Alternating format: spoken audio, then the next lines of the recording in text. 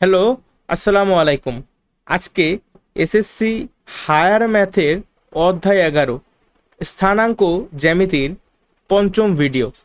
আজকে আমরা মূলত 11.2 অনুশীলনীর 5 নাম্বার থেকে শেষ পর্যন্ত অঙ্কগুলা সমাধান করব। প্রথমেই এই যে 5 নাম্বার যে সমস্যাটা, দেখো তো কি আছে এখানে, পড়ো। দেখাও যে এ বি সি ডি চারটা বিন্দুর স্থানাঙ্ক আমাদেরকে বলে দিয়েছে একটা চতুর্ভুজ ক্ষেত্রের। বিন্দুগুলা কেমন চতুর্ভুজ? একটা আয়তক্ষেত্র। আয়তক্ষেত্রের চারটা শীর্ষ। তাহলে বলো, কর্ণদ্বয়ের দৈর্ঘ্য এবং আয়তক্ষেত্রটির ক্ষেত্রফল নির্ণয় করতে বলা হয়েছে। তাহলে প্রথমেই আমি কি করব? অবশ্যই প্রথমে আমি এই বিন্দুগুলা স্থাপন করব। ঠিক আছে, এটা কাল্পনিক ছক কাগজের মতো বানাইলাম। সেখানে এ বিন্দুটা কত দেখো, 0,-1। তাহলে 0,-1 বিন্দুটা কিন্তু এইখানে হবে। আচ্ছা দাঁড়াও, আমি এটা 0,-1 বিন্দুটা কোথায় হবে? এই মনে করো এই বরাবর।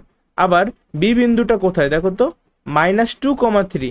তাহলে এই যে -1, -2,3, তাহলে এইখানে এই বরাবর হবে আমাদের বি বিন্দুটা। আবার সি বিন্দু কত, 6,7। তাহলে এর আনুমানিক মনে করো এইখানে থাকবে আনুমানিক। আবার ডি বিন্দু কত, 8,3। এটা যদি 6 হয় তাহলে এখানে 8, আবার 3, তাহলে এইখানে হবে 8,3। এটা বুঝতেই আছো যে একটা আনুমানিক চিত্র হয়েছে, এটা কিন্তু মোটেও পারফেক্ট না। এখানে সমস্যা আছে, কারণ তুমি চিত্র দেখেই বুঝতেছো এটা বলছে একটা আয়তক্ষেত্র। এটা তো দেখে কোনোভাবেই আয়তক্ষেত্র লাগতেছে না। তারপরেও যেটাই হয়েছে আমরা সেটা দিয়ে আপাতত কাজ চালাই। ঠিক আছে, ইমাজিন করো যে এটা একটা আয়তক্ষেত্র। এখন আচ্ছা, এই যে সি বিন্দুটা ছিল এইখানে, এই যেটা সি বিন্দু, আর এইটা হলো আমাদের ডি বিন্দু। ঠিক আছে, আচ্ছা এখন বলছে কি যে দেখাও যে এটা একটা আয়তক্ষেত্রের শীর্ষবিন্দু। আমি কিভাবে দেখাবো যে এটা একটা আয়তক্ষেত্র? আমার প্রথমে প্রমাণ করলে আমরা জানি যে আয়তের কি বিপরীত বাহুগুলো কিন্তু পরস্পর সমান। তাহলে এখন দেখো এখানে এবি বাহু, এবি বাহু আর এবি বাহুর বিপরীত বাহু কি, সিডি বাহু, চিত্র থেকে দেখা যাইতেছে। তাহলে এবি আর সিডি বাহুর দৈর্ঘ্য কি হবে, পরস্পর সমান। আবার এডি বাহু আর এডি বাহুর বিপরীত বাহু কি, বিসি বাহু, এদের দৈর্ঘ্য কি হবে, পরস্পর সমান। যদি এই দুইটা ফুলফিল করে তাহলে এটা আয়ত অথবা সামান্তরিক। বাট এটা যে আয়ত, এটা আমি কিভাবে প্রমাণ করব? কর্ণের দৈর্ঘ্যের মাধ্যমে। এরপর আমি এসি কর্ণ আর বিডি কর্ণের দৈর্ঘ্য নির্ণয় করব। যদি দেখি যে কর্ণ দুইটার দৈর্ঘ্য সমান হয়েছে, তার মানেই এই ক্ষেত্রটা একটা আয়তক্ষেত্র। এখন যেগুলো বললাম করতে হবে সেই কাজগুলো আমি করব। ঠিক আছে, এবি বাহুর দৈর্ঘ্য দেখো তো কত হয়, এবি কোস টু 4+16। হিসাবটা বুঝছো কিভাবে করলাম এটা? এখন তো বোঝা উচিত, কারণ এগুলো আমরা মানে একদম ফার্স্ট ক্লাস থেকেই বলতে পারো করতেছি। এই দুইটা বিন্দুর মধ্যবর্তী দূরত্ব নির্ণয়। আবার এবি বাহু তো হইলো, আচ্ছা দেখি তো এডি বাহু, এডি সরি সিডি বাহুর দৈর্ঘ্য কত হয়? আমরা তো জানি যে √20 হবে। সিডি দেখো তো, 6 - 8, তার -2, -2 এর স্কোয়ার কত, 4, যোগ 7 থেকে 3 বিয়োগ করলে 4, 4 এর স্কোয়ার 4×4=16। মানে ঠিক আছে আমার √20 একক। তার মানে এবি ইকুয়ালস টু সিডি, এইটা এইটা ঠিক আছে। এখন দেখি এডি আর বিসির দৈর্ঘ্য সমান কিনা। এডি ইকুয়ালস টু কত দেখো তো, √8 = 64 যোগ -1 -3 মানে -4, -4×4=16, √80 আসছে আমার। আবার বিসি বাহুর দৈর্ঘ্য এখন নির্ণয় করে দেখি। বিসি ইকুয়ালস টু হোয়াট, √ দেখো -2 -6 মানে 8×8=64 মাইনাস, আচ্ছা এই ঠিক আছে, এটা √80। তার মানে আমার কিন্তু তিনটা শর্তের দুইটা অলরেডি ফুলফিল করছে। এখন লাস্ট শর্ত, যে এসি কর্ণ আর বিডি কর্ণের দৈর্ঘ্য সমান কিনা সেটা দেখান লাগবে। দেখো তো এসি কর্ণের দৈর্ঘ্য কত হয় তোমাদের,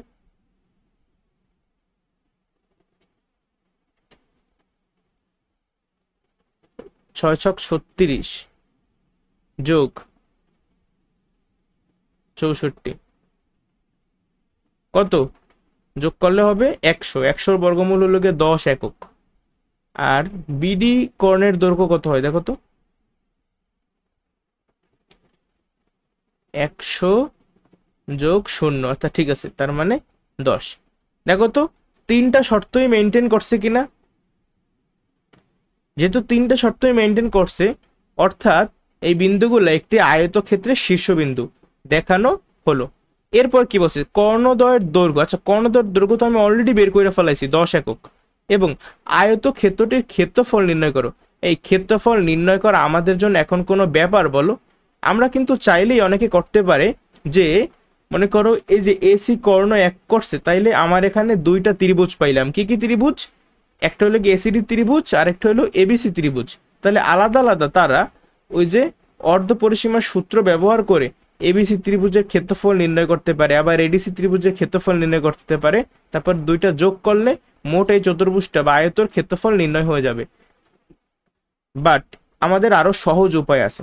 কেউ এইভাবেও কিন্তু চিন্তা করতে পারে। আমরা জানি আয়ত, রম্ব, সামান্তরিক, বর্গ প্রত্যেকটা ক্ষেত্রেই কর্ণ সেই চতুর্ভুজ ক্ষেত্রকে সমান দুই ভাগে ভাগ করে। অর্থাৎ আমরা যে কোনো একটা, মনে করো এই এসিডি ত্রিভুজের ক্ষেত্রফল যদি নির্ণয় করি, তাহলে ওই অপর যে ত্রিভুজের ক্ষেত্রটা সৃষ্টি হয়েছে, ওই অপর ত্রিভুজের ক্ষেত্রের ক্ষেত্রফলও কিন্তু সেম হবে। অর্থাৎ আমরা সিম্পলি জাস্ট এসিডি ত্রিভুজের যে ক্ষেত্রফলটা হয়েছে তার সাথে 2 গুণ করলেই ফুল এই এবিসিডি চতুর্ভুজ বা আয়তক্ষেত্রের ক্ষেত্রফল নির্ণয় করতে পারি। এখন এর থেকেও আমরা সিম্পলি করতে পারি। কিভাবে? গতকালকে আমরা যে স্থানাঙ্ক শিখাইছি না, স্থানাঙ্কের মাধ্যমে ক্ষেত্রফল নির্ণয়, সেইটার সাহায্যে আমরা ওইটার মাধ্যমে অ্যাকচুয়ালি করব। সূত্রটা কি মনে আছে ক্ষেত্রফলের? যাক সূত্রটা লেখবা, যে হাফ, তারপরে এই যে মডুলাস সাইন। ঠিক আছে, এখন আমরা যদি আমারটা একটু ব্যাখ্যা হয়ে গেছে, তোমরা স্টেট করে রাখবা। আর স্থানাঙ্কগুলো কি একটু বলো তো? এই স্থানাঙ্কগুলোকে আমরা কি ওই যে ঘড়ির কাঁটার বিপরীত দিক অনুসারে সাজাবো। আর একটা মজার বিষয় কি, এখানে এবিসিডি যেই ফরম্যাটে দেওয়া, আমরা যদি সেম ফরম্যাটে দেই, দেখো তো হইবে কিনা। প্রথমে এ, তারপরে বি, তারপরে সি, তারপরে ডি, মানে অনেকটা কি এইভাবে হইলো না? এটা কি হয়েছে বলো?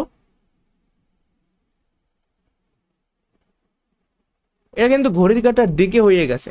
বাট আমাদের বইতে যেহেতু বলা যে বিন্দুগুলোকে কি ঘড়ির কাঁটার বিপরীত দিকে স্থাপন করি, তাইলে আমরা ঘড়ির কাঁটার বিপরীত দিকেই করব। ঠিক আছে, সাপোজ আমি যদি এ বিন্দুটা প্রথমে দেই, এ বিন্দুর পরে আমি কোন বিন্দু দেবো বলো তো? বি, সি নাকি ডি? এরপরে দেব ডি, ডি এর পরে দেব সি, সি এর পরে দেব বি। বুঝতে পারছো?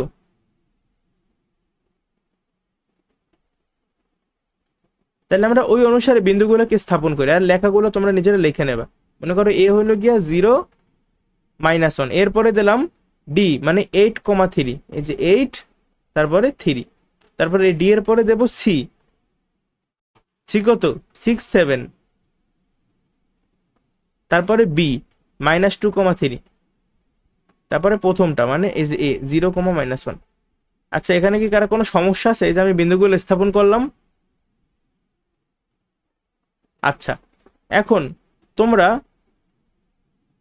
মানটা একটু বের করো তো কষ্ট কইরা। 3 আর 0 গুণ করলে তো 0, 7 8 56, 56 সাথে 8, 3 ছক কত 18, 18 যোগ করবা, তারপরে মাইনাস, আচ্ছা প্লাস, +2, এখানে কত -8 +8, -3 ছক 18 +14। এই যে সিম্পল একটা ক্যালকুলেশন জাস্ট। ঠিক আছে, 56 আর 18 কত 74, 74 2 76, 76 আর 8 84, 84 থেকে 18 যদি তুমি বিয়োগ করো কত হয় 66, 66 সাথে 14 যোগ করো 70 আর 10 80, 80 কে 2 দিয়ে ভাগ করো, তাহলে অ্যান্সার কত আসবে? 80 কে 2 দিয়ে ভাগ করো, অ্যান্সার কত আসবে? 40, তাই তো? 40 বর্গ একক। এই অঙ্কটায় তোমার কি আর কোনো সমস্যা আছে বা কোনো কনফিউশন? আচ্ছা এর পরবর্তী ম্যাথটা দেখি 6 নাম্বার। দেখো কি বলছে, তিনটা বিন্দুর স্থানাঙ্ক দেওয়া A B R C. A B সমান সমান বিসি হলে তারা এটা বলে দিয়েছে যে এ বি বাহুর দৈর্ঘ্য বিসি বাহুর দৈর্ঘ্যের সমান হবে। যদি সমান হয় তাহলে এর মান নির্ণয় করো, সম্ভাব্য মান সমূহ নির্ণয় করো। আচ্ছা, একটা কাজ করি, আমাদের যেই তিনটা বিন্দু দেওয়া সেই তিনটা বিন্দুর স্থানাঙ্ক আমরা আগে বসাই। দেখো তো, এক্স অক্ষ, তারপর এই হলো আমাদের ওয়াই অক্ষ। ঠিক আছে, এ বিন্দুটার স্থানাঙ্ক কি -2,1, অর্থাৎ এই যে -2,1 এইখানে হবে এ বিন্দু। বি বিন্দু কত দেখো 10,6, তাহলে এই মনে করো 10, এই মনে করো আমাদের 6, এটা হলো আমাদের বি বিন্দু। এখন সি বিন্দুর এক্সাক্ট পজিশন কিন্তু আমরা বসাইতে পারতেছি না, কারণ সি বিন্দুটা হলো a, -6। এই এ দেখো এটা কিন্তু একটা অজানা রাশি রে ভাই, এখানে কিন্তু কোনো এক্সাক্ট নাম্বার দেওয়া নাই, সো আমি কিন্তু সি চাইলেও বসাতে পারবো না। সো এই অঙ্কের ক্ষেত্রে অ্যাকচুয়ালি আমার স্থানাঙ্ক বসানো লাগবে না, যেহেতু এক্সাক্ট মানে দেওয়া নেই, আমি খেয়াল করি নি। আমি দেওয়া আছে এবি সমান সমান বিসি, প্রশ্ন অনুসারে এবি সমান সমান বিসি। তাহলে আমরা এবি দেখি তো এবি বাহুর দৈর্ঘ্য কত হয়। এ বিন্দুর স্থানাঙ্ক আমি জানি, আবার বি বাহুর স্থানাঙ্ক আমি জানি, তাহলে আমি কিন্তু এবি বাহুর দৈর্ঘ্য নির্ণয় করতে পারবো সূত্রের মাধ্যমে বা রুট ওভার, সূত্রের রুট ওভার। ঠিক আছে, ভুজের অন্তর দেখো তো, -2 -10 মানে কত -12। সে -12 এর স্কোয়ার হলো 144, যোগ 1 থেকে 6 বিয়োগ করলে -5, 5 5 25, 144 আর 25 যোগ করলে 169, আর এর বর্গমূল করলে কত হয় 13। মানে এটা আমি পরের লাইনে আর কি 13। আর এইখানে বিসি বাহুর দৈর্ঘ্য কত, যা সূত্র অনুসারে বসাও। দেখো 10 থেকে এ বিয়োগ করো, 10 - a whole square plus 6 minus minus মানে কি 6 12 12 12 144। আচ্ছা, এই লাইনটা কি বুঝছো? এই যে এইটা সমান সমান এইটা,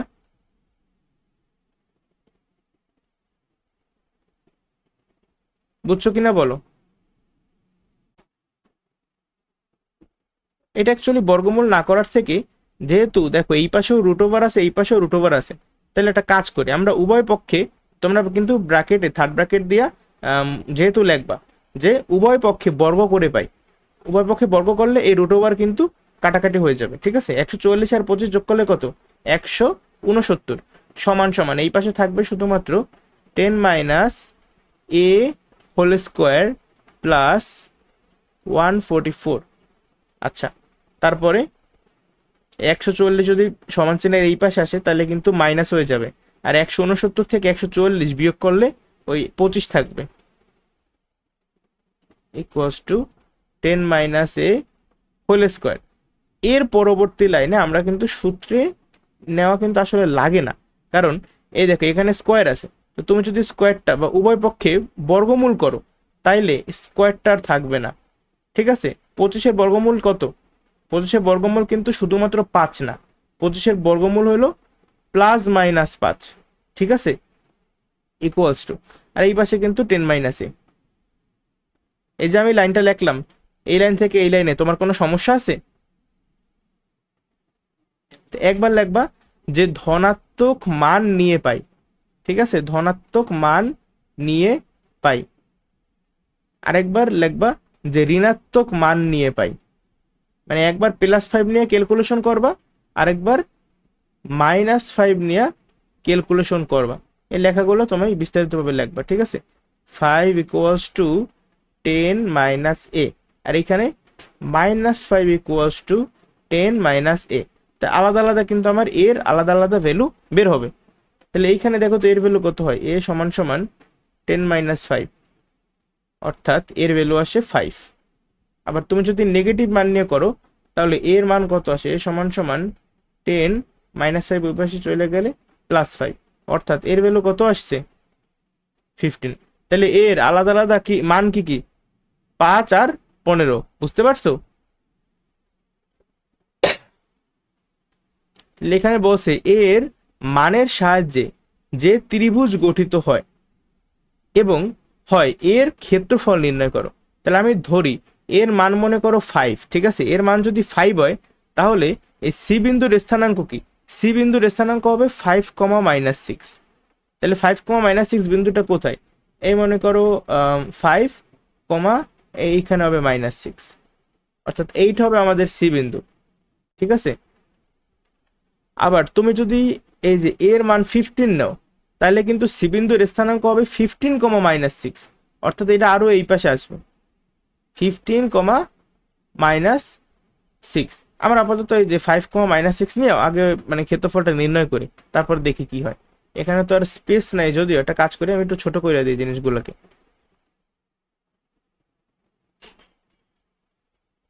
আচ্ছা, এই পর্যন্ত আমি যতটুকু করাইছি, তোমার কি কোনো সমস্যা আছে এখানে? আচ্ছা, তাহলে এখন আমরা নর্মাল এই যে একটু আগে যে স্থানাঙ্কের মাধ্যমে ক্ষেত্রফল শিখেছি না, সেই সূত্রের মাধ্যমেই আবার এই ত্রিভুজটার ক্ষেত্রফল নির্ণয় করব। তাহলে হাফ, এখন ত্রিভুজের ক্ষেত্রে যদিও আমি লেখার সময় লিখবো যে বিন্দু সমূহকে ঘড়ির কাঁটার বিপরীত দিকে স্থাপন করে পাই, বাট এখানে কিন্তু আসলে খুব একটা ম্যাটার করে না, তুমি যেভাবেই দাও না কেন হবে। যেমন এ বিন্দু কত, -2, 1, বি বিন্দু কত 10, 6, সি বিন্দু কত 5, -6, আমি 5 নিয়ে করতেছি, 5, -6, আবার -2, 1। এখন তোমরা একটু ক্যালকুলেশন করো, দেখো কত হয়। আমি ডিরেক্ট করি, তোমরা মনে হিসাব করো আর কি। -12, -60, -72, -77, -87, তারপরে মাইনাস -117, -117, আর কত -12, মানে -129। দেখো এর পুরোটা কিন্তু এই মডুলাসের মধ্যে কত আসছে, -129। আমরা জানি যে মডুলাসের মধ্যে যাই থাকুক না কেন জিনিসটা কিন্তু পজিটিভ হয়ে যায়, হাফ ইন্টু, তাহলে এই -129 হয়ে যাবে কত, 129। আর 129কে 2 দিয়ে ভাগ করলে কত হয়, 64.5, তাই না? তাহলে অ্যান্সার হবে এত বর্গ একক। আচ্ছা, এই ক্যালকুলেশন আমরা একটু রিক্যাপ করি, দেখি তো। -2 আর 6 গুণ করলে কত হয়, -12। তারপরে 6 আর 10 করলে কত, -6, 10কে 60। তারপরে প্লাস, আচ্ছা সরি, -12, তারপর কত, -60, এরপর আসছে +5। আচ্ছা, তারপরে -10, -30, তারপরে -12। ক্যালকুলেশন করলে কত হয়, -72, -82, কত 92, 102, 112, -112, -124, -124 এর সাথে 5 যোগ করলে কত হয়, -119। বাট আমাদের 129 আসছে কিভাবে, এটা -119 হবে, ঠিক আছে, -119, -119।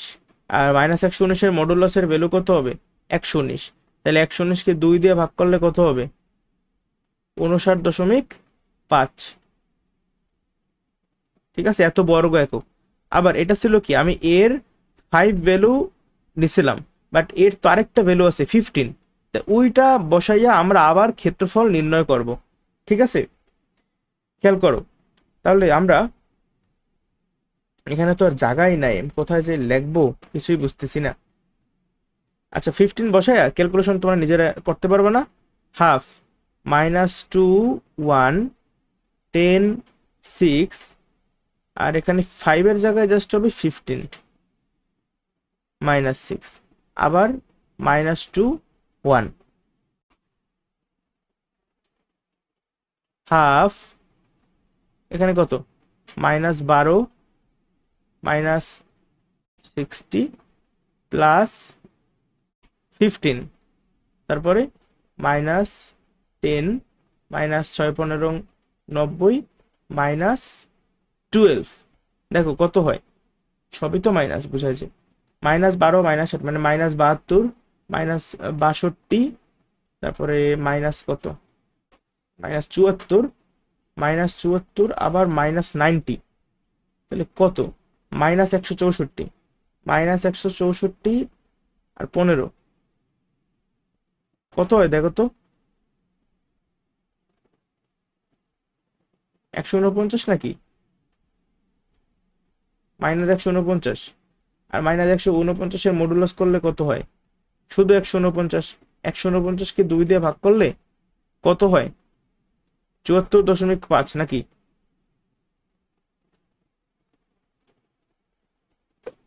তাহলে এটা আসছে নাকি? এটা আসে নাই? আচ্ছা দেখো তো, তাহলে ক্যালকুলেশন অথবা কোনো মিস্টেক হয়েছে। -90 আর -60 কত? -150, -162, মাইনাস 100 কত? 174, -184, -184 সাথে 15 যোগ করলে কত হয়? আচ্ছা 184, আমাদের ওই সময় 164 ছিল কেমনে জানি। তাহলে এটা 149 না, এটা অ্যাকচুয়ালি হবে 169। 169 হলে তাহলে অ্যান্সার কত আসে?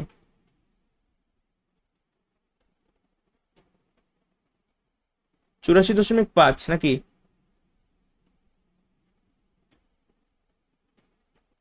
এইটা আছে তাইলে। দেখো তো উত্তরমালার সাথে মিলে যা।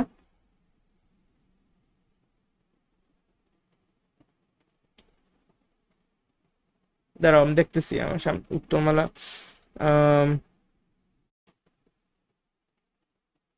169 ডিভাইডেড বাই 2, হ্যাঁ ঠিক আছে তো। এই যে 84.5, এটাই অ্যান্সার। ঠিক আছে, এত বর্গ একক। তাহলে আমি এর আলাদা আলাদা মান নিয়ে কিন্তু দেখাইলাম যে এর মান যদি 5 হয় তাহলে আমাদের ক্ষেত্রফল হবে 59.5, আর এর ভ্যালু যদি 15 হয় তাহলে আমাদের ক্ষেত্রফল হবে 84.5। পরবর্তী ম্যাথ দেখো, 7 নম্বরে কি বলা হয়েছে? এ বি সি তিনটা বিন্দুর স্থানাঙ্ক যথাক্রমে আমাদের দেওয়া। এর মধ্যে দেখো এ বিন্দুর কিন্তু আমার মানে স্থানাঙ্ক দেওয়া না আসলে, কারণ এখানে এ দেওয়া আর a+1, অর্থাৎ এটা নির্দিষ্ট করে দেওয়া নাই, হয়তো আমার এর মানটাই নির্ণয় করা লাগবে। এখন বলছে যে এ বি এর দৈর্ঘ্য এসি এর দৈর্ঘ্যের দ্বিগুণ হলে, এটা কিন্তু অনেকটা আগের অঙ্কের মতোই তাই না? এখানে বলছে যে এ বি এর দৈর্ঘ্য, এ বি বাহুর যে দৈর্ঘ্য হবে সেটা এসি বাহুর দৈর্ঘ্যের দ্বিগুণ হবে। অর্থাৎ দেখো এবি বাহুর যে দৈর্ঘ্যটা হবে সেইটা এসি এর দৈর্ঘ্যের দ্বিগুণ হবে। তার মানে এসি এর যত দৈর্ঘ্য তার সাথে তুমি যদি 2 গুণ করো সেইটা হবে এবির দৈর্ঘ্য, তাই না বলো? সমীকরণটা ঠিক আছে? এ হলো আমাদের সমীকরণ। এখন আমরা এবি বাহুর দৈর্ঘ্য কত সেটা বের করব। √, এ আচ্ছা a+6 whole square, a+6 whole square plus a+4 whole square. আচ্ছা এই যে আমি লেখলাম, এই লেখাটা কি তুমি বুঝছো কিনা যে এইটা এবি এর দৈর্ঘ্য যে এটা হয়েছে, এটা কোনো সমস্যা আছে?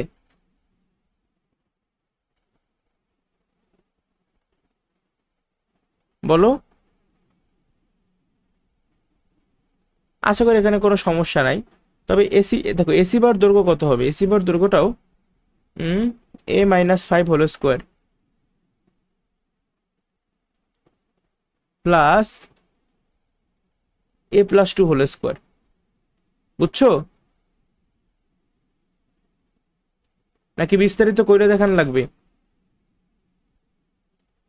দেখো এ এবি বার দেখো এসি বার দৈর্ঘ্যের ক্ষেত্রে a-5 whole square x2 - x1 whole square plus y2, মানে a+1, দেখো এটা হলো কি আমাদের মনে করো y2, a+1 y2 minus y1 এর ভ্যালু কত? -1, তাহলে y2 - y1 হোল স্কোয়ার। তাহলে মাইনাস মানে যে কি প্লাস, তাহলে a+1 এর সঙ্গে আবার +1 অর্থাৎ কি a+2 এর হোল স্কোয়ার। এবার কি বুঝছো? এবার তো আসলে যে কেউ যদি কেউ নাও বুঝে থাকে এতক্ষণ সেও বুঝবে এটা। তাহলে এই যে সমীকরণটা তো কোনো সমস্যা নাই যে এবি বাহুর দৈর্ঘ্য এসি বাহুর দৈর্ঘ্যের দ্বিগুণ। বলা হয়েছে যে এর দৈর্ঘ্য এর সম্ভাব্য মান নির্ণয় করতে, ছোট হাতের এ দেখো এর সম্ভাব্য মান নির্ণয় করতে বলা হয়েছে। তাহলে করি, এখানে আমরা যে সূত্র আছে দেখো, এ প্লাস বি হোল স্কোয়ারের সূত্র, এখানেও কিন্তু এভাবে সূত্রগুলা, এই সূত্র আমরা বসাই দিই, তাহলে ইজি লাগবে। অথবা আরেকটা কাজ করলে কেমন হয়, যেহেতু এইখানেও রুট ওভার আছে, এইখানে রুট ওভার আছে, আমরা এইটাকে সমান চিহ্নের এই পাশে আনি, দেখো তো তাইলে এরকম হয় কিনা, A plus six whole square plus A plus four whole square, আর ব্র্যাকেট দিয়ে লিখবা যে উভয় পক্ষকে এই জিনিসটা দ্বারা ভাগ করে পাই, ঠিক আছে, A minus five whole square plus A plus two whole square সমান সমান টু। দেখো তো এই যে আমি কাজটা করছি, তোমাদের কি কারো এটা বুঝতে সমস্যা আছে? এটা কেন করছি জানো? কারণ দেখো এক পাশে কিন্তু এগুলো সব বর্গমূল আছে, তাহলে এখন আমি কি করব, আমি লিখবো যে উভয় পক্ষে বর্গ করে পাই। উভয় পক্ষে তুমি বর্গ করলে দেখো সমান চিহ্নের এই পাশে কি থাকবে, এই রুট ওভার গুলো কিন্তু উঠা যাবে, তাহলে ভিতরে জাস্ট এই জিনিসটা থাকবে, A plus six, A plus six whole square plus A plus four whole square, আবার এইখানে A minus five square plus A plus two whole square সমান চিহ্নের এই পাশে কি থাকবে বলো তো, দুইয়ের স্কোয়ার করলে কত হয়, দুই দুগুণে চার। এখন এই বাম পাশে কিন্তু আরো অনেক কিছু করা বাকি আছে, কি তুমি এগুলার সূত্রে নাও, A square plus two A B plus B square plus আবার সূত্রে A plus four whole square. আমি কইরা যেতেছি, তোমরা নিজেরাও করতে থাকো।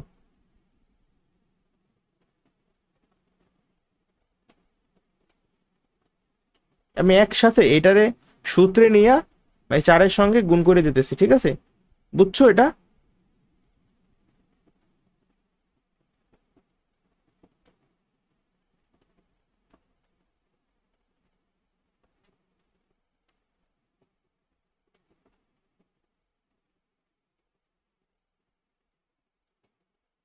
এরপরে এটারে আচ্ছা জিনিসটারে ছোট করি, এত জায়গা নাই আসলে।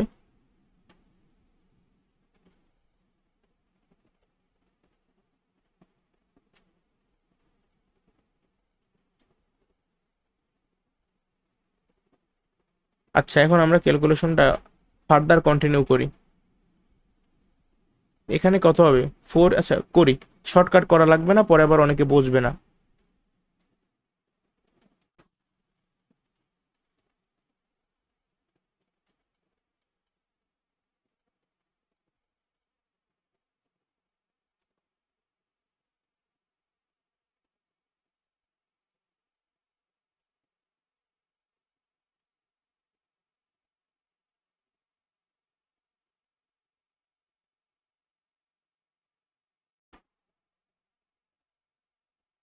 দেখো তো, প্লাস সিক্সটিন প্লাস সিক্সটিন কাটাকাটি, তারপরে এ স্কোয়ার আর এ স্কোয়ার যোগ করলে কত হয়, টু এ স্কোয়ার, তাই তো? এখানে আছে ফোর এ স্কোয়ার, এখানে ওরে বাবা রে, দেখি তো আমার ক্যালকুলেশন তো ঠিক আছে কিনা। ক্যালকুলেশন তো ঠিকই আছে। যাক আমরা পরের লাইনে যাই একসাথে। আমরা আগে এ স্কোয়ার প্লাস এ স্কোয়ার স্কোয়ার কত, টু এ স্কোয়ার, আর এখানে আছে ফোর এ স্কোয়ার মানে এইট এ স্কোয়ার, তাহলে টু এ স্কোয়ার থেকে যদি আমি এইট এ স্কোয়ার বিয়োগ করি তাহলে কত হয়, মাইনাস সিক্স এ স্কোয়ার। আবার দেখো টুয়েলভ এ প্লাস টুয়েলভ এ প্লাস এইটে মানে কত, প্লাস টোয়েন্টি এ, প্লাস টোয়েন্টি এ, আর এখানে কি আছে মাইনাস ফোরটি, আচ্ছা প্লাস টোয়েন্টি, এখানে এটা যদি অন্য পাশে চলে যায় তাহলে কত হবে, প্লাস সিক্সটি এ প্লাস ফোরটি ফোর এ। দেখো এগুলো ক্যালকুলেশন, এখানে সমস্যা হইতেই পারে, তোমরা নিজেরা করো দেখো কোনটা হয়।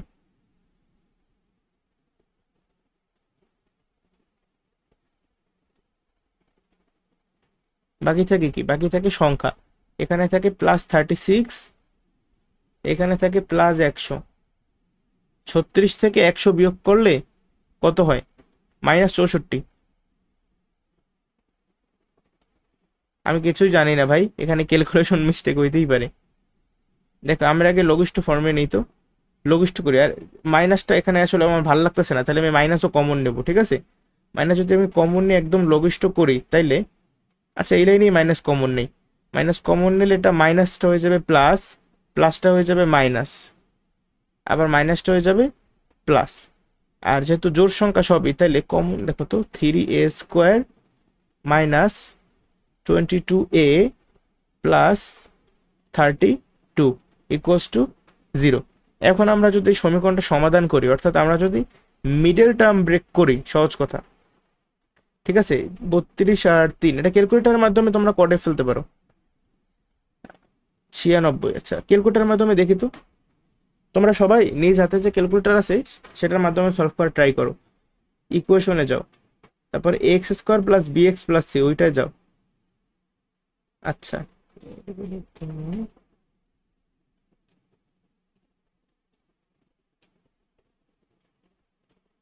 কিরে, এর ভ্যালু তো 16/3 আসলো মেবি আমার, আচ্ছা দেখি তো কি আসছে, এই সমান সমান 16/3, আরেকটা ভ্যালু আসছে সেটা হলো গিয়ে 2।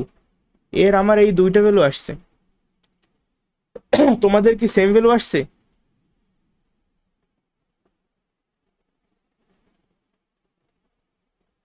আচ্ছা আমি উত্তরমালা থেকে দেখতেছি বইয়ের, হ্যাঁ ঠিক আছে, 2 আর উত্তরমালা এটা ভগ্নাংশ মানে মিশ্র ভগ্নাংশ আকারে দেওয়া আছে, এটা তো অপকৃত ভগ্নাংশ, তো এটা যদি তুমি মিশ্রতে কনভার্ট করো, দেখো 16কে 3 দিয়ে ভাগ করো, এগুলো ছোটবেলায় তোমরা শিখছো যে 3×5 = 15, 16 থেকে 15 বিয়োগ করলে 1 থাকে, তাহলে 5 সমস্ত 3/1 এই যে এইটা, ঠিক আছে, 16/3 মানেই হলো গিয়ে 5 সমস্ত 1/1 অথবা 2। তাহলে এর এই দুইটা ভ্যালু, বুঝতে পারছো? তো এই হলো আমাদের এই 7 নাম্বার প্রশ্নের সমাধান। এছাড়া একটা কথা বলছে যে এবিসি ত্রিভুজটির বৈশিষ্ট্য বর্ণনা করো, সেটা কিভাবে করবা? তুমি এর মনে করো প্রথমে এই 2 ভ্যালুটা নেবা, ঠিক আছে, 2 ভ্যালু যদি তুমি নাও তাইলে এ বিন্দুর স্থানাঙ্ক কি হবে দেখো, 2,3। আবার তুমি যদি এই 16/3 নাও, এই 16/3 ভ্যালু কত দশমিক, একটু দেখো তো, 16/3 কত, 5.33 নাকি, হ্যাঁ 5.33, তাহলে এর ভ্যালু হইলো, ছোট হাতের এর ভ্যালু কত, 5.33, আর কোটিটার ভ্যালু হবে 6.33। তাহলে তুমি এই এবিসি ত্রিভুজ দেখো, এবি বাহুর দৈর্ঘ্য, বিসি বাহুর দৈর্ঘ্য, এসি বাহুর দৈর্ঘ্য, এই 3টা বাহুর দৈর্ঘ্য তুমি একবার বের করবা, মানে এর এই ভ্যালুটা বসাইয়া, ঠিক আছে, এই স্থানাঙ্ক ব্যবহার করে একবার বাহুগুলোর দৈর্ঘ্য বের করবা, আবার এই স্থানাঙ্ক ব্যবহার করে আরেকবার এবি বাহু, বিসি বাহু, এসি বাহু, এদের দৈর্ঘ্যটা নির্ণয় করবা। তারপর তুমি বুঝতে পারবা যে এটা আসলে কেমন ত্রিভুজ। পারবা না এটা?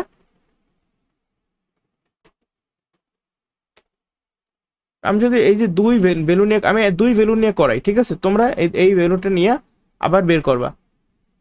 এবি বাহুর দৈর্ঘ্য কত হয়? এবি বাহুর দৈর্ঘ্য হয় 64 যোগ 36, তাহলে 10 একক।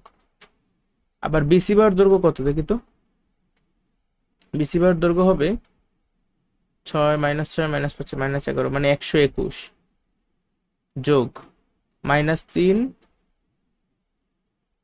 + 1 মানে কি -2 -2 4, আর উপরে একটা বর্গমূল। 125-এর বর্গমূল কত সেটা তো জানি না, √125, দেখো তো ভ্যালু কত আসে, 5√5 বা 11.18। আর এসি যে বাহুটা, এসি বাহুর দৈর্ঘ্য দেখো তো কত, এটা কিন্তু বের করা লাগে না, কারণ দেখো এসি বাহুর দৈর্ঘ্য কি বলছে, এবি সমান সমান 2 × এসি, তাহলে এসি বাহুর দৈর্ঘ্য হবে 10-এর অর্ধেক মানে 5। বা তোমরা চাইলে বেরও করতে পারো, দেখো এসি তুমি যদি বের করো তাহলে তোমার 5 হয় কিনা।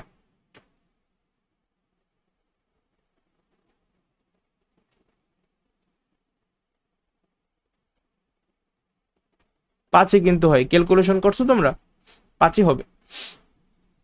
এখন এই যে এদের কোনোটার বাহুই কিন্তু অন্য মানে প্রত্যেকটা বাহুর মান কিন্তু আলাদা আলাদা হয়েছে, অর্থাৎ এটা একটা কেমন ত্রিভুজ তাহলে বাহু বেদে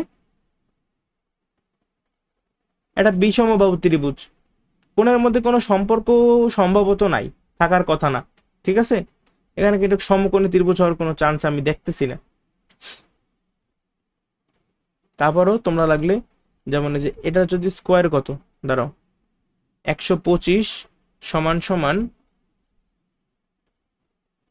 আচ্ছা ওয়েট আ সেকেন্ড, অতিভুজ স্কোয়ার করে দেখো তো, আমার তো মনে হইবে 11.18 স্কোয়ার,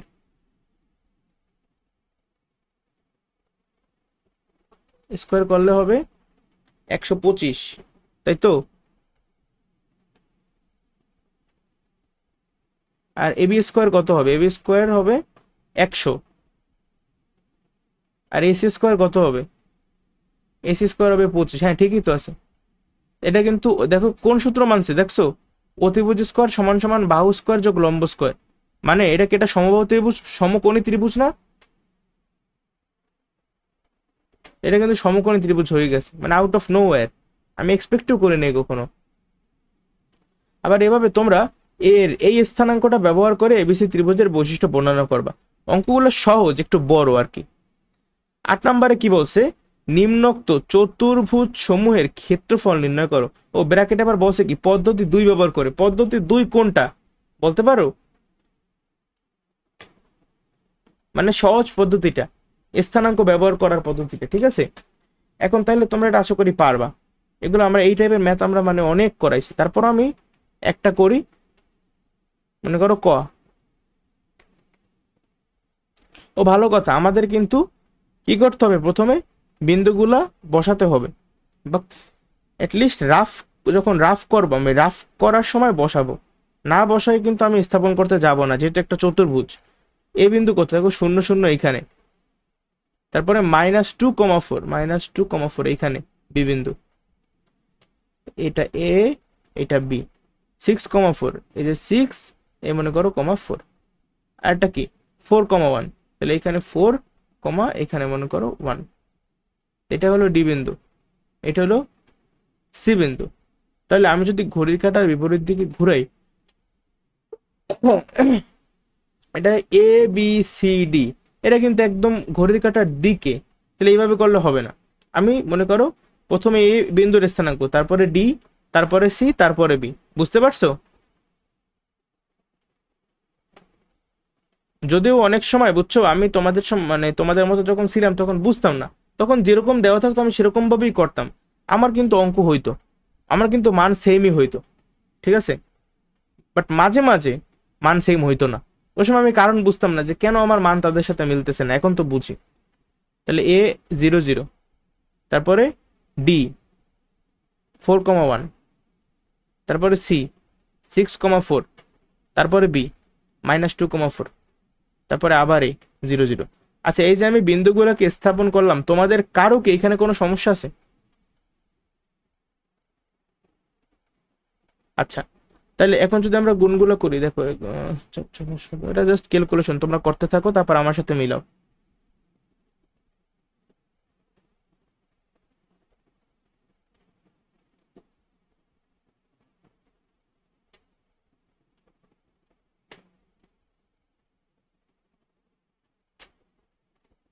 বিয়াল্লিশকে 2 দিয়ে ভাগ করলে কত হয়? 21। তাহলে আমার এখানে 8-এর কত অ্যান্সার আসছে? 21 বর্গ একক। দেখো তো তোমাদের অনুশীলনীতে এটা অ্যান্সার, হ্যাঁ এই যে 8-এর ক 21 বর্গ একক। আবার 8-এর খ যদি তোমরা এই সেম নিয়মে করো, আচ্ছা একটা কাজ করো তো, এই ক, এই যে 4টা বিন্দু যেইভাবে দেওয়া আছে তুমি সেইভাবে একটু কইরা দেখো তো, তো আমার মনে হইতেছে কেন জানি সেম আসবে তোমার, বুঝছো?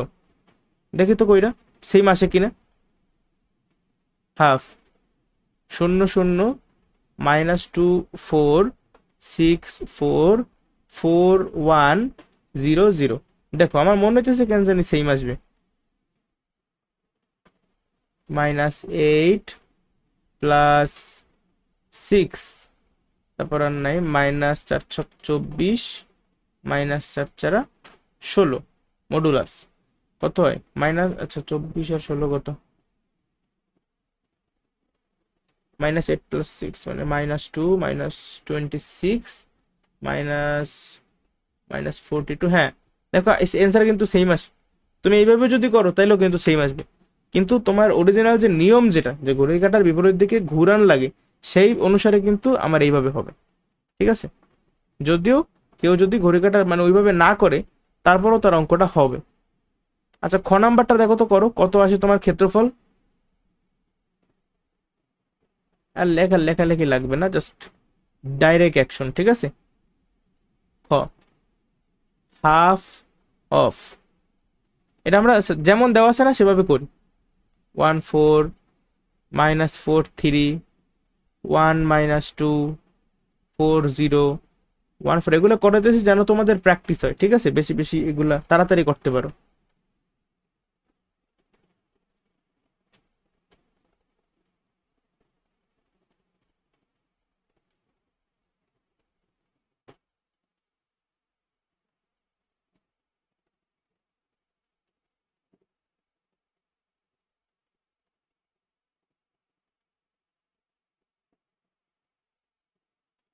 এটার অ্যান্সার আসছে 24 বর্গ একক।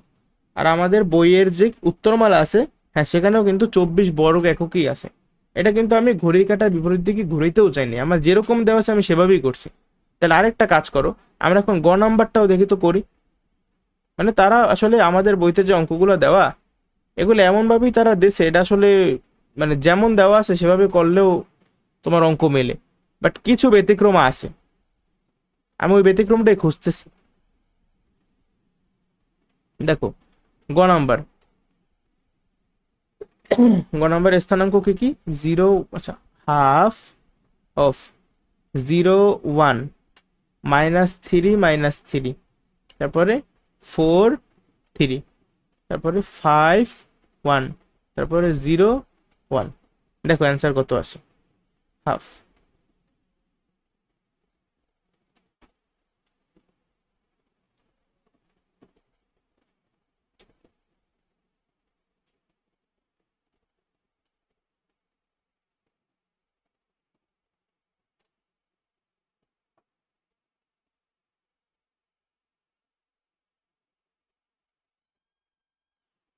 এই আমার অ্যান্সার কত আসে জানো? শূন্য আসে, 0 বর্গ একক। এখন আমি বইয়ের উত্তরমালায় দেখবো আমার অ্যান্সার কত দেওয়া। বইয়ের উত্তরমালায় দেওয়া 15 বর্গ একক। এখন আমি একটু দেখি তো আমার কোনো ক্যালকুলেশন মিস্টেক হয়েছে কিনা এখানে। 0 1 -3 -3 4 3 5 1, না, কোনো রকমের ক্যালকুলেশন মিস্টেক তো আমি এখন পর্যন্ত দেখতেছি না। -9 +4 +5 +3 +12 -15 সব ঠিক, বাট আমার অ্যান্সার কি উত্তরমালার সাথে মিলছে বলো এবার? অ্যান্সার কিন্তু মিললো না উত্তরমালার সাথে। মানে তাহলে বলো তো কেন মিললো না এটা? তোমার অরিজিনাল যে নিয়ম ওইভাবেই তোমার করতে হবে, কিন্তু বেশিরভাগ সময় তুমি মানে বইতে এমনভাবে দেওয়া যে তুমি লাকি হও, তোমার ভাগ্যবান হয়ে যাও, তুমি ভুলভাবে করতেছো, তারপরও তোমার ম্যাজিক্যালি অ্যান্সারটা কারেক্ট আসতেছে। বাট এই গতে কিন্তু এইটা হয় নাই। এই জন্য আমি প্রত্যেকটা ধৈর্য ধরে করাইতেছিলাম, আমার মনে পড়ে কোনটায় জানি মেলে না। ঠিক আছে, এগুলো তো করছে অনেক আগে।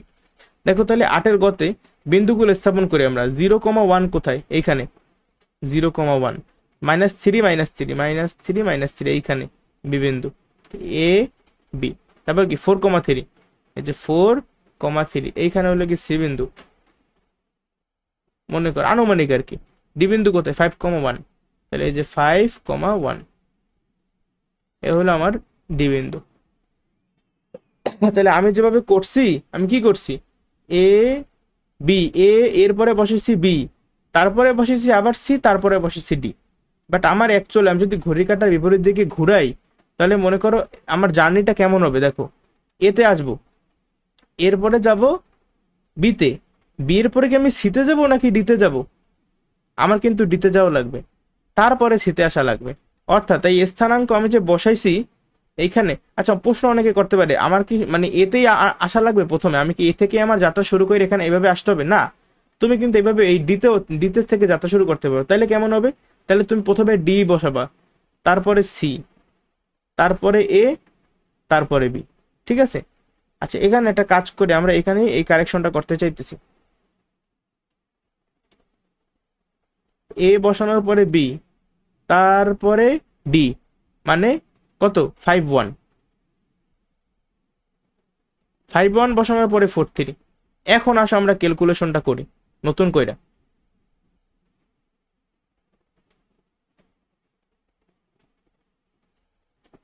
দেখো শূন্য, এটা তো কিছু না, -3, আচ্ছা ওইটা সেকেন্ড, এটা ভ্যালু তো চেঞ্জ হয়ে গেছে, এটা -3 হবে এটা। দেখো -3, ক্যালকুলেশন গুলো আমি মনে করি তোমরা নিজেরাই পারো। 3 5 15, 4 অক্ষে 4, তারপরে +3, -15 হয়ে যাবে +15, -15 কত হবে +15, এটা এদিকে লিখে দিই +15, তারপরে এখানে কি প্লাস -4। এখন দেখো তো ক্যালকুলেশনটা করো, +15 +15 15 কত 30, +4 -4 কাটাকাটি, 30 আর 3, আচ্ছা +3 -3 ও কাটাকাটি, তাহলে কত হইলো ভিতরে 30। তাই 30 কে 2 দিয়ে ভাগ করলে কত হয়, 30 কে 2 দিয়ে ভাগ করলে হয় 15 বর্গ একক। এটাই কি কারেক্ট আনসার না উত্তরমালা অনুসারে? দেখছো এবার কিন্তু মিলছে। তার মানে আমার কিন্তু অলওয়েজ সতর্ক থাকা লাগবে, আমি নিয়ম অনুসারেই করতে হবে। হুম, নাহলে মাঝে মাঝে হইতেও পারে, নাহলে নাও হইতে পারে। তোমার যদি কপাল ভালো হয় তাইলে হবে আন্দাজে, বাট নিয়মটা তোমরা বুঝছো কিনা, কোনো সমস্যা আছে নিয়মে? আচ্ছা ঠিক আছে, তাহলে আশা করা যায় তুমি পরীক্ষা হলে এটা পারবা। 9 নাম্বারটা দেখো, দেখাও যে 5টা বিন্দুর স্থানাঙ্ক এই শীর্ষ বিশিষ্ট বহুভুজের ক্ষেত্রফল এত বর্গ একক। মানে আচ্ছা, আমরা এই যে স্থানাঙ্কর মাধ্যমে ক্ষেত্রফল নির্ণয় করছি, এটা কি শুধুমাত্র ত্রিভুজ বা চতুর্ভুজের মধ্যেই সীমাবদ্ধ, নাকি আমি পঞ্চভুজ ষড়ভুজ এগুলার ক্ষেত্রফলও বের করতে পারি? আমি কিন্তু সবকিছুর ক্ষেত্রফলই নির্ণয় করতে পারবো। প্রথম দিনই দেখাইছিলাম, বই একদম বইয়ের কোশ্চেন, এগুলো বইতে এগুলো সুন্দরভাবে দেওয়া আছে। তাহলে আমি এই পঞ্চভুজের ক্ষেত্রফলটা নির্ণয় করব, তারপরে দেখবো এটা অ্যাকচুয়ালি 11 বর্গ একক হয়েছে কিনা। ঠিক আছে, তা আমি রিস্ক নেব না, আমি মানে ছক্কাকো যেগুলো কি ঘড়ির কাঁটার বিপরীত দিকে স্থাপন করব। তো এ বিন্দুটা কোথায় হবে 2, -3, যে এখানে এ বিন্দু। তারপর বি বিন্দু কোথায় হবে 3, 1, মানে সরি 3, -1, অর্থাৎ এইখানে হবে বি বিন্দু। সি বিন্দু কোথায় 2, 0, তাহলে এটা হবে 2, 0, মানে এইটা হবে সি বিন্দু। ডি বিন্দু কোথায় -1, 1, অর্থাৎ -1, 1, এইটা হবে ডি বিন্দু। তাহলে এখন দেখো তো, আমি যদি এ বি সি ডি বসে আচ্ছা এটাও কি বলতো অলরেডি ঘড়ির কাঁটার বিপরীত দিকে কিনা, এ থেকে শুরু করো, এটা কি ঘড়ির কাঁটার বিপরীত দিকে হয়েছে অলরেডি? এটা কিন্তু অলরেডি ঘড়ির কাঁটার বিপরীত দিকেই হয়েছে, আমার কোনো সমস্যা নেই। তাহলে আমরা, ও আচ্ছা ভালো কথা দেখছো, এখানে যে একটা ই বিন্দু আছে এটা খেয়ালই করিনি। ই বিন্দুটা কোথায় -2, -1, তাহলে -2, -1, তার মানে এইখানে হবে ই বিন্দুটা। তুমি যদি এটা সংযুক্ত করো তাহলে তুমি একটা কি পঞ্চভুজ পাবা। এটা সংযুক্ত কইরেই ফেলাই, এই যে A B, B C, C D, D, আবার এ অথবা এই, ঠিক আছে। এই যে পঞ্চভুজ 5টি বাহু দ্বারা আবদ্ধ ক্ষেত্র। দেখো তো আমার অলরেডি যেই সিকোয়েন্সে দেওয়া সেটা ঘড়ির কাঁটার বিপরীত দিকে কিনা সবকিছু। এটা কি, এটা কিন্তু অলরেডি ঘড়ির কাঁটার বিপরীত দিকেই দেওয়া, তাহলে আমার কিন্তু কোনো সমস্যা নেই। হাফ 2, -3, জাস্ট ক্যালকুলেশনের সময় একটু সাবধান থাকবে, ঠিক আছে? এছাড়া কিন্তু অঙ্কগুলো অনেক সহজ আসলে। আমার নিজেরও মাঝে মাঝে একটু অসতর্ক হই, ওই সময় ভুল হয়ে যায়।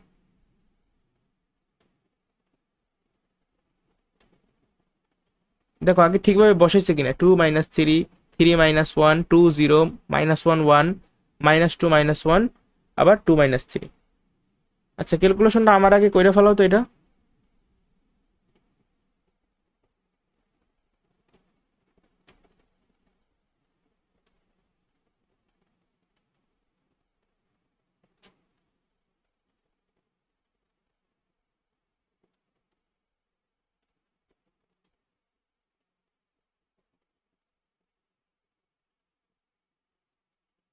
22কে 2 দিয়ে ভাগ করলে হয় 11 বর্গ একক, তার মানে আমার অ্যান্সার ঠিক আছে। ক্ষেত্রফল বহুভুজের ক্ষেত্রফল কত? 11 বর্গ একক। ক্লিয়ার? এগুলো সহজ ছিল একেবারে। 10 নাম্বারটা দেখো। 10 নাম্বারে কি বলা আছে? একটি চতুর্ভুজের 4টি শীর্ষ এ এ বি সি ডি এবং শীর্ষসমূহ ঘড়ির কাঁটার বিপরীত দিকে আবর্তিত। ও, মানে অলরেডি ঘড়ির কাঁটার এরা বিপরীত দিকে আবর্তিত। এবিসিডি চতুর্ভুজের এর মধ্যে আবার দেখো এই যে ডি বিন্দু, ডি বিন্দুতে কিন্তু P,3 দেওয়া। ঠিক আছে, এক্সাক্ট স্থানাঙ্ক আমি জানি না তাইলে। এবিসিডি চতুর্ভুজের ক্ষেত্রফল ত্রিভুজ এবিসি এর ক্ষেত্রফলের দ্বিগুণ হলে, এর দ্বিগুণ হলো অর্থাৎ এই শীর্ষবিন্দুটা মানে এই যে চতুর্ভুজটা এটা অবশ্যই আয়ত্ত, রম্ব, সামান্তরিক অথবা বর্গ, এই চারটার একটা। পি এর মান নির্ণয় করো। ওকে, তাহলে একটা কাজ করতে হবে। আমি দেখো এবিসি ত্রিভুজের ক্ষেত্রফল কিন্তু অনায়াসে নির্ণয় করতে পারি, পারি কিনা? অবশ্যই পারি, কারণ আমি এ বি সি এই তিনটা বিন্দুর স্থানাঙ্ক আমি জানি অলরেডি। কিন্তু আমি এবিসিডি চতুর্ভুজের ক্ষেত্রফল ডিরেক্ট নির্ণয় করতে পারবো না, কারণ এই ডি বিন্দুর স্থানাঙ্ক আমি পুরোপুরি জানি না। ঠিক আছে, আমার ভুজটা কিন্তু অজানা রাশি। তাহলে আমি প্রথমে ত্রিভুজ এবিসি এর ক্ষেত্রফল নির্ণয় করব সূত্রের মাধ্যমে, খুব ইজিলি। কত আসে তোমরা একটু আমার আগে করার চেষ্টা করো।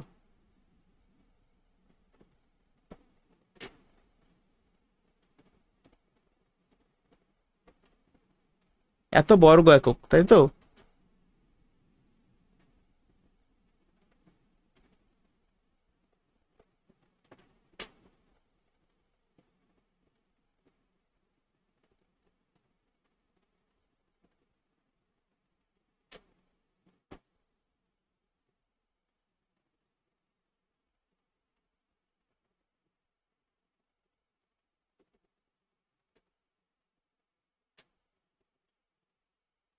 আচ্ছা, এটা কি 41 হয়েছে? আমি আরেকবার ক্যালকুলেশনটা করি। 6 আর 4 10, 10 আর 24 34, 34 আর 16 কত? 50, 50 আর 3 কত? 53, 53 থেকে 12 বিয়োগ করলে কত হয়? 41, 41কে 2 দিয়ে ভাগ করলে কত হয়? 20.5। এত বর্গ একক। ঠিক আছে, আমার ত্রিভুজের ক্ষেত্রফল এইটা আসছে। তাহলে এবিসিডি চতুর্ভুজের ক্ষেত্রফল কত হবে? বলা আছে যে ত্রিভুজের ক্ষেত্রফলের দ্বিগুণ, অর্থাৎ এই 20.5-এর দ্বিগুণ কত? 41। 41 বর্গ একক হইল এই চতুর্ভুজের ক্ষেত্রফল। আচ্ছা, আবার আমি যদি সূত্র অনুসারে বের করতে চাই এই চতুর্ভুজের ক্ষেত্রফল, খেয়াল করো, যেটা অলরেডি তারা বইলেই দিয়েছে যে ঘড়ির কাঁটার বিপরীত দিকে আবর্তিত, তাহলে আমি আর চিন্তা করবো না, আমার যেমন দেওয়া আছে সেইভাবে আমি বসাই। 3 4 -4 2 6 -1, আর ডিতে এখানে পি আর 3 দাও, আর তারপর আবার 3 4। এটাই তো হলো আমাদের কি চতুর্ভুজের ক্ষেত্রফল, তাই না, সূত্র অনুসারে। এখন এই সূত্র অনুসারে তুমি যদি বসাও, তাহলে ফাইনাল অ্যান্সার বা ফাইনাল অ্যাকচুয়াল ক্ষেত্রফল কত হবে? 41 বর্গ একক হবে না? এটা তো আমি দেখাইলাম। আচ্ছা, একটা কাজ করি, হাফ 3 দুগুণে 6 প্লাস 4 আর পি গুণ করলে কত হয়? 4p, তারপরে -16 হয়ে যাবে, +16 -12 মাইনাস পি হবে প্লাস পি আর -9। এখন এগুলো একটু ক্যালকুলেশন করো। 6 আর 4 10, 10 আর 18 কত? 28, 28 আর 16 কত? 44, 44 থেকে 12 বিয়োগ করলে কত হয়? 32, 32 থেকে 9 বিয়োগ করলে কত হয়? 23, 23 আর এখানে +4p প্লাস পি, মানে 23 প্লাস 5p, তাহলে কি হয়? Half 23 plus 5p। আচ্ছা, একটা কাজ করি, তাই প্রশ্ন অনুসারে এইটার ভ্যালু কত আসে? এইটার ভ্যালুই তো আসছে 41 না? তুমি কি বুঝছো আমি কি করছি? আমি একবার সূত্র অনুসারে বের করছি ক্ষেত্রফলটা, সূত্র অনুসারে ক্ষেত্রফল হয়েছে এইটা। আর আমি আগে থেকেই জানি যে আমার ফাইনাল ক্ষেত্রফল কিন্তু হবে 41 বর্গ একক, সেটা এই পাশে লিখছি, এত ইকুয়ালস টু 41। এখন আমি যদি উভয় পক্ষে 2 দিয়ে গুণ করি, মানে এই হাফটা মানে উভয় পক্ষে 2 দিয়ে গুণ করলে কি হবে? 23 যোগ 5p ইকুয়ালস টু কত হবে? 41 দুগুণে 82। ঠিক আছে, এখন অনেকে মনে করতে পারে 23 যোগ 5p মডুলাসটা উঠাই দেব, তাইলে এখানে শুধুমাত্র 82 থাকবে। বাট আমি গত ক্লাসেও কিন্তু এরকম একটা অঙ্ক করাইছি, সে সময় বলছি যে তুমি যদি মডুলাস উঠাইতে চাও তাইলে এই পাশে কিন্তু 82 আর 82 থাকবে না, এটা হয়ে যাবে প্লাস মাইনাস 82। তাহলে তুমি একবার প্লাস 82 বসাইয়া পি এর মান বের করবা, আর একবার মাইনাস 82 বসাই পি এর মান বের করবা। আচ্ছা আমরা বের করি। 5p ইকুয়ালস টু, আল্লাহ মাহবুদ জানে ভাই ক্যালকুলেশন হয়েছে কিনা, দেখি তো ক্যালকুলেশন আমি এত পি এর মান নির্ণয় কর। আচ্ছা আমি উত্তরমালা থেকে মিলিয়ে দেবো। তুমি যদি প্লাস 82 নাও, 82 থেকে 23 বিয়োগ করলে কত হয়? 59 সম্ভবত, তাই না? 59কে 5 দিয়ে যদি তুমি ভাগ করো, পি ইকুয়ালস টু কত? 59 ডিভাইডেড বাই 5। এইটা আছে, আমি মানে ক্যালকুলেশনে সম্ভবত ভুল আছে। আচ্ছা না, উত্তরমালায় ঠিকই আছে, এটা 59.5 আসছে পি এর মান। আবার আমরা যদি নেগেটিভ মান নিয়ে করি তাহলে কত আসে? 23 যোগ 5p ইকুয়ালস টু মাইনাস 82। তাইলে আমার 5pর ভ্যালু আসে কত? দেখো মাইনাস 82, আবার এই 23টা হবে এই পাশে চলে আসবে, তাহলে কত? মাইনাস 82 মাইনাস 23 কত? Minus 85 minus 95 minus 105। তাহলে পি এর ভ্যালু কত আসে? পি এর ভ্যালু আসে 5 দুগুণে 10, 5 অক্ষে 5, মানে মাইনাস 21। কিন্তু মজার বিষয় হইলো, তুমি যদি বইয়ের উত্তরমালা দেখো সেখানে কিন্তু পি এর একটাই ভ্যালু, শুধুমাত্র এই ভ্যালু। সেখানে কিন্তু পি এর এই ভ্যালুটা নাই, মানে তারা কিন্তু মাইনাস 82 কনসিডার করে নাই। মানে মডুলাস উঠেছে ঠিক আছে, বাট তারা কিন্তু এই নেগেটিভ মানটা নেয় নাই। এখন আমার প্রশ্ন হইলো তারা কেন নেগেটিভ মান নেয় না? ইভেন অ্যাকচুয়ালি বোঝাও যায়, কারণ এখানে দেখো তারা বলছে পি এর মান নির্ণয় করো, বলে না যে পি এর সম্ভাব্য মান সমূহ নির্ণয় করো, অর্থাৎ পি এর একটা ভ্যালুই আসবে। কিন্তু আমার প্রশ্ন হইলো এইটা কেন তারা নেগেটিভ মানটা নেয় নাই? পি এর ভ্যালু কেন -21 হইতে পারে না? দেখো তো, তুমি একটু চিন্তা করবা, স্থানাঙ্কর দিকে একটু লক্ষ্য করো, এটা একটা কনসেপচুয়াল জিনিস। এ বিন্দুর স্থানাঙ্ক কত? 3,4, তাহলে 3,4 কিন্তু এইখানে। বি বিন্দুর স্থানাঙ্ক কত? -4,2, -4,2 এখানে বি বিন্দু, এটা এ এটা বি। সি বিন্দু কোথায়? 6,-1, তাহলে 6,-1 এইখানে হলো কি আমাদের সি বিন্দু। ঠিক আছে, আর ডি বিন্দু দেখো পি এর ভ্যালু কত আসছে? পি এর ভ্যালু তুমি যদি এই নেগেটিভ মানটা নাও, মানে -21 নাও, তাহলে ডি বিন্দুটা কোথায় আসে? -21,3। তার মানে এইটা কিন্তু আনুমানিক, মানে এই জায়গা দিয়ে থাকবে, মানে অনেক দূরে আর কি। এই সময় এটা হবে ডি বিন্দু। এখন তুমি আমারে বলো, যদি এইভাবেই থাকতো তাহলে এইটা কি ঘড়ির কাঁটার বিপরীত দিকে আবর্তিত হইতে পারতো? খেয়াল করো, এ এই, বি এই, তারপরে সি এই, কিন্তু এটা তো ডি তো এই পাশে চলে গেছে, এটা তো তাহলে এইভাবে হবে এ বি ডি সি, এটা কিন্তু হয় না।